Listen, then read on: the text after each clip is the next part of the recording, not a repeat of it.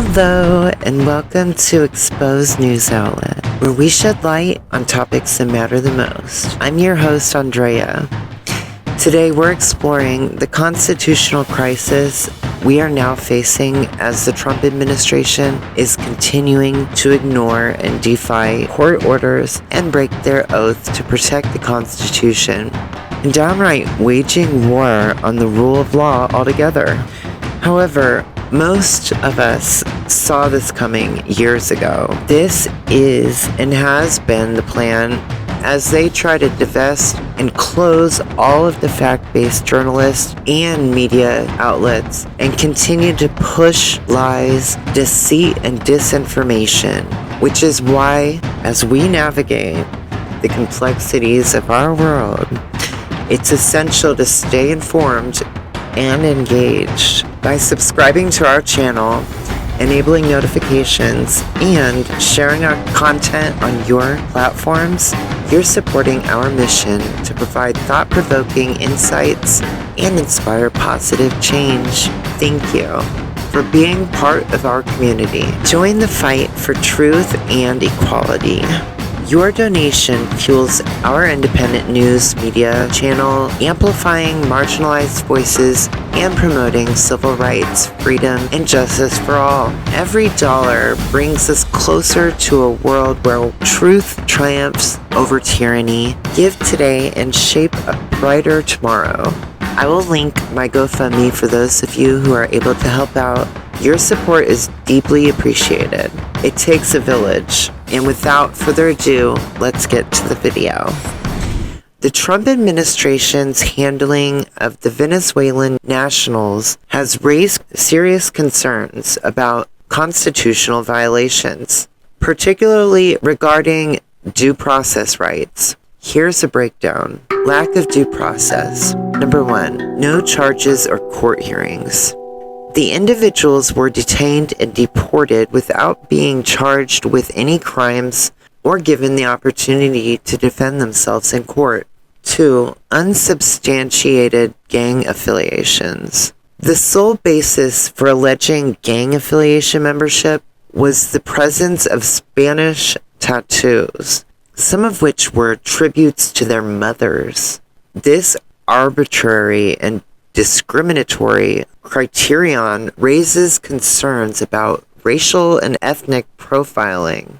Unconstitutional. Disregard for judicial orders. Number 1, ignoring the judge's order. Despite the judge's instruction to ground the planes and turn them around if they were already headed out, the administration proceeded with the deportations anyway, and then even mockingly posted about it and retweeted. The president of El Salvador put online, "Oopsie," with a little smiley face with the tears. Number 2, contempt for judicial oversight. The administration's actions demonstrate a disregard for a judicial authority and the rule of law. Unlawful invocation of war powers. Number 1, unilateral declaration of war powers. The Trump administration claimed wartime powers to justify the deportations, bypassing congressional approval. Number 2, judicial pushback. The judge has since ruled that this declaration does not apply in this case, emphasizing that Trump must obtain congressional approval for such actions. I mean, did they learn law homeschooled or something? Constitutional implications. Number 1, due process clause. The administration's actions may have violated the due process clause of the Fifth Amendment, which guarantees the right to fair treatment and a hearing before being deprived of liberty. Number 2, separation of powers. The Trump administration's disregard for judicial orders and congressional oversight raises concerns about the erosion of separation of powers and the rule of law. It's very unconstitutional. In summary, the Trump administration's handling of the Venezuelan nationals has raised serious constitutional concerns, including due process violations, disregard for judicial orders, and unlawful invocation of war powers. The current state of affair is indeed alarming, with institutions being dismantled and court orders defied. The latest development is Republicans attempting to impeach judges who are upholding the law. I thought this was the party of law and order. This is a concerning trend as it undermines the independence of the judiciary and the rule of law. Donald Trump fired 2 Democratic commissioners, Alvaro Bedoya and Rebecca Kelly Slaughter, from the Federal Trade Commission, FTC, in a move that challenges a 90-year-old Supreme Court ruling protecting independent agencies. This decision marks an escalation in Trump's administration's efforts to undermine independent agencies designed to operate without direct White House control. The FTC requires 3 commissioners present to form a quorum and perform certain functions. With Bedoya and Slaughter's dismissals, only 2 Republican-appointed commissioners, Chair Andrew Ferguson and Commissioner Melissa Hollyoak, remain. Trump's actions have raised concerns about the future of independent agencies and the potential for presidential overreach. Instead of impeachment, it might be more productive to address the underlying issues and policies that the Supreme Court's 1935 ruling in Humphreys Executor versus U.S. established that the commissioners can only be removed for inefficiency, neglect of duty, or malfeasance in office. Bedoya and Slaughter have spoken out against their dismissals, with Bedoya stating that the FTC is an independent agency designed to protect the consumers and promote competition, and Slaughter arguing that Trump's actions undermine the agency's independence and accountability. President Trump signed an executive order Monday, March 17th, 2025, directing the declassification of JFK, RFK, and MLK assassination files, with the goal of providing Americans with the truth after decades of secrecy. More like a distraction. The order mandated the release of all of JFK's assassination records with a 15-day deadline for the planned submission and to be completely unredacted. However, Trump's order resulted in the very next day unintended release of sensitive information, including over 400 social security numbers, birth dates, and private information of government officials, many of whom are still alive. This raises concerns about the potential consequences of releasing unredacted documents without proper review and redaction. In fact, it wasn't even until the next day. They were released on Tuesday the 18th, and it wasn't until complaints and the lawsuits started piling up the next day, Wednesday the 19th, that Trump decided to have his administration look through the files for sensitive information. I mean, what the WTF? I mean, the amount of incompetence and the people that released them even knew that this information would be released, but since the wannabe dictator ordered it, they did so. This is so beyond. The 5-alarm fire. The nation is burning to the ground. It's our job to be the phoenix and rise up from the ashes and demand change. We should impeach these MFers and have a new election altogether. to restore trust and integrity. It's worth noting that much of the JFK file information had already been released by Biden, and some of the remaining documents were withheld due to concerns about national security, law enforcement, or foreign relations. The United States Postal Service, USPS, is a constitutionally mandated institution, and any significant changes to it require congressional approval. According to the Constitution, Congress has the authority to establish post offices and post roads. However, there have been efforts driven by greed from the Trump administration and Elon Musk to privatize the USPS.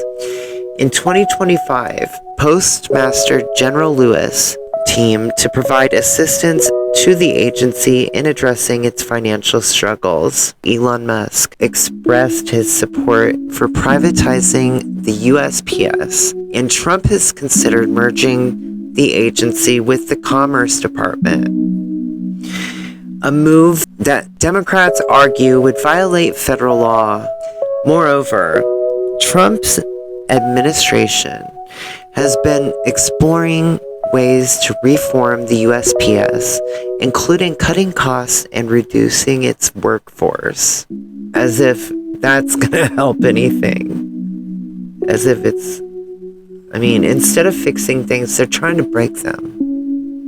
Intentionally. Manufactured chaos and self-inflicted destruction.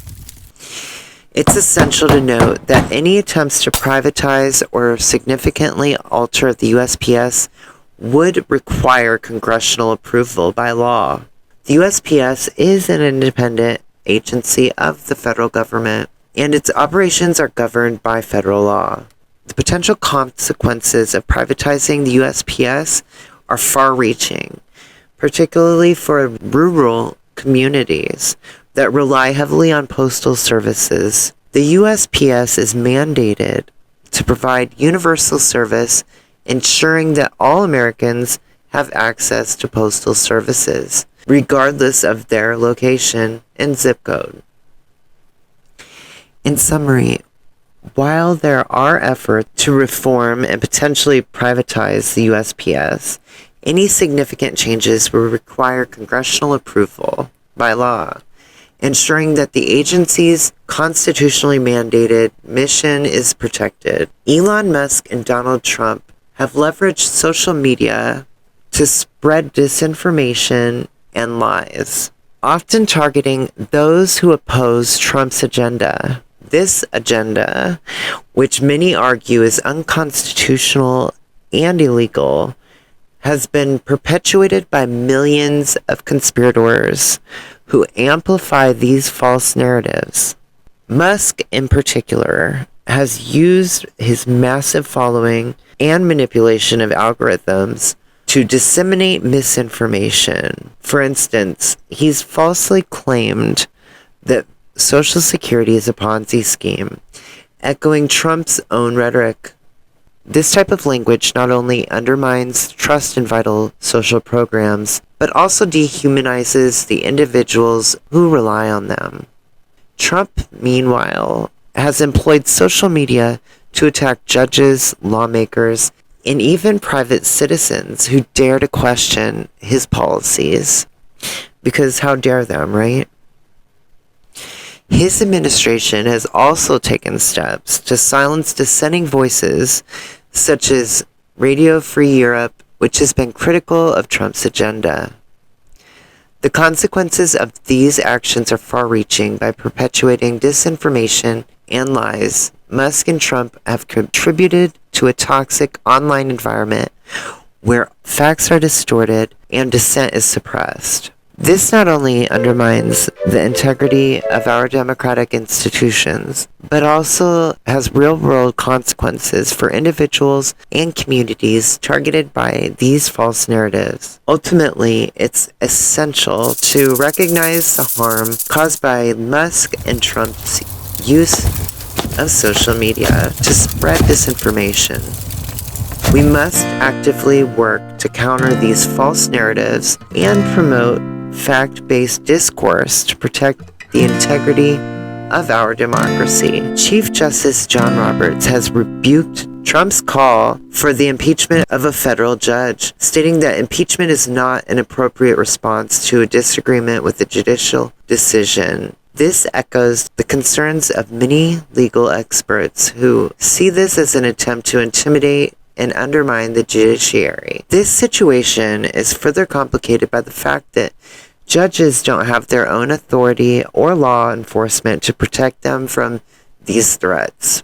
This highlights the need for Congress to take a stronger stance in defending the independence of the judiciary and ensuring the rule of law is upheld. In these uncertain times, it's essential to recognize that the importance of protecting our institutions and the rule of law when individuals like Trump, Vance, or those aligned with the MAGA movement cult gain power, they can cause significant harm to our rights and freedoms. It's crucial that we remain vigilant and advocate for the protection of our democratic institutions. Ralph Norman, Louis Gohmert, Andy Biggs, and Daryl Issa are indeed facing criticism for their actions. Representative Laura Bobblehead Boebert, along with Representative Biggs, Norman, and Gohmert, co-sponsored impeachment resolutions against President Biden and Vice President Kamala Harris. Support for Trump. These lawmakers have been vocal supporters of Trump, with some even defending his actions leading up to the January 6, 2021 Capitol attack. Censure and condemnation.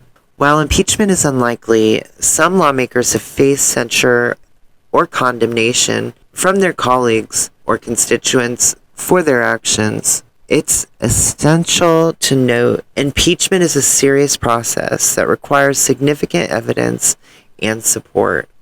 While these lawmakers have faced criticism, it's unclear whether their actions would meet the constitutional threshold for impeachment.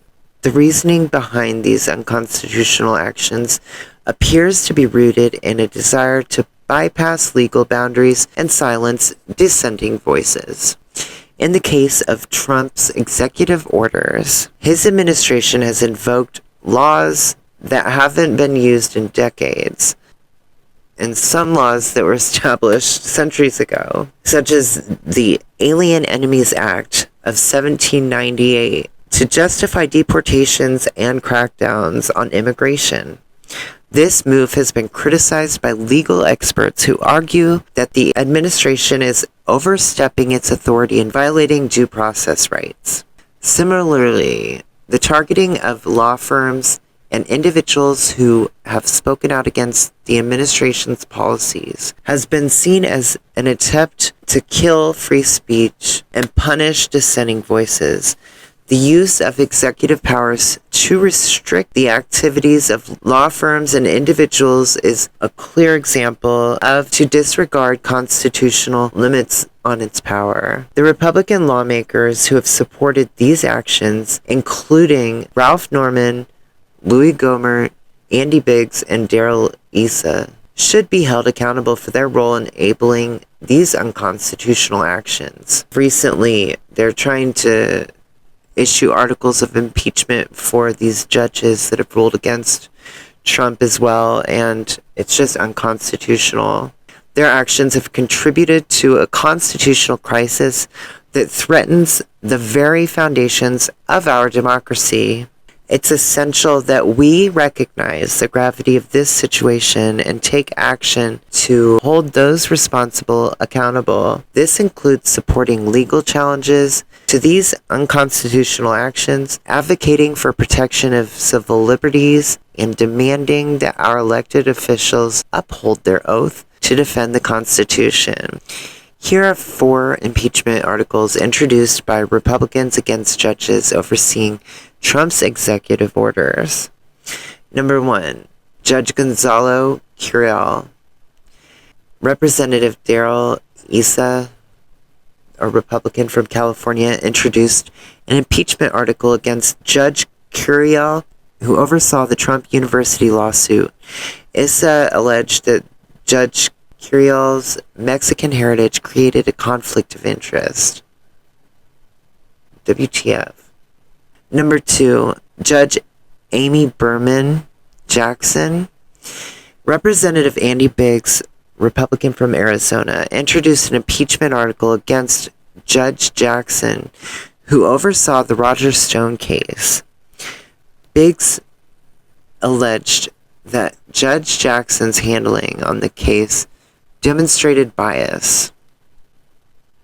Number 3, Judge Emmett Sullivan, Representative Louis Gohmert, Republican from Texas, introduced an impeachment article against Judge Sullivan, who oversaw Michael Flynn case. Gohmert alleged that Judge Sullivan's handling of the case demonstrated a bias. Excuses. WTF. Number 4, Judge Ketanji Brown Jackson. Representative Ralph Norman, a Republican from South Carolina, introduced an impeachment article against Judge Ketanji Brown Jackson, who oversaw a case related to Trump's executive order on immigration. Norman alleged that Judge Jackson's ruling demonstrated bias. STFU. These impeachment articles have been criticized for being politically motivated in an attempt to intimidate judges who rule against Trump's illegal, unconstitutional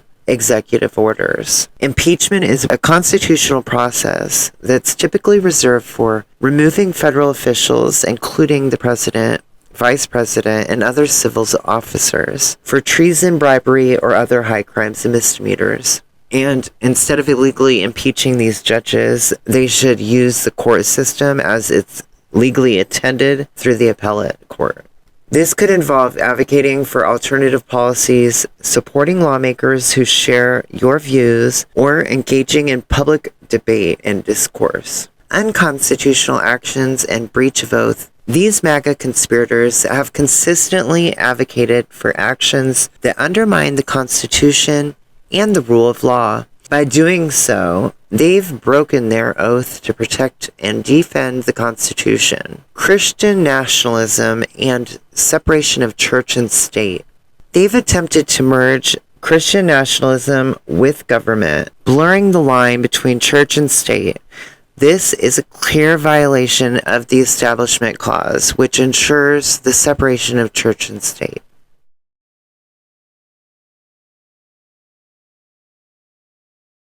Disinformation, dysfunction, and war on the rule of law. These individuals have relentlessly pushed disinformation and pursued dysfunctional actions. They've waged war against the rule of law, undermining the very foundations of our democracy, abuse of power and greed. It appears they've abandoned their constitutional powers and responsibilities, potentially for personal gain. The suggestion that they're being paid off by Elon Musk or other wealthy interests raises serious concerns about corruption and abuse of power, elite bigotry, and class warfare. These MAGA conspirators seem to embody elite bigotry, displaying contempt for middle-class and lower-class individuals. Their policies and actions aim to criminalize poverty, further exacerbating social and economic inequalities. Elon Musk's plan for AI and robot domination. Elon Musk's vision for replacing 85 million plus jobs with AI and robots raises alarming concerns for the future of work and humanity. His plans could lead to widespread unemployment, social unrest, and even genocide. Constitutional crisis. We are indeed in a constitutional crisis. The actions of these MAGA conspirators, combined with Elon Musk's ambitions, pose an existential threat to our democracy, our way of life, and humanity as a whole. As we conclude today's discussion, remember that knowledge is power. Share this video with someone who needs to hear it, and let's empower each other to create a positive change. Don't forget to subscribe to my channel if you haven't already, and share our content on your platforms to support our mission and promote fact-based information. As always, be kind to yourselves and be kind to others. We'll see you in the next video. Thank you. Oh, before I go, also, if you could please leave a purple heart in the comments below so I know that you watched till the end. And leave comments, let me know what your thoughts are. And be sure to organize, protest. We have to come out in large numbers. We have to demand change.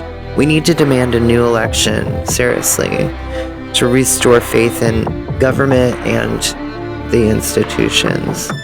Thank you, everyone. Have a good day.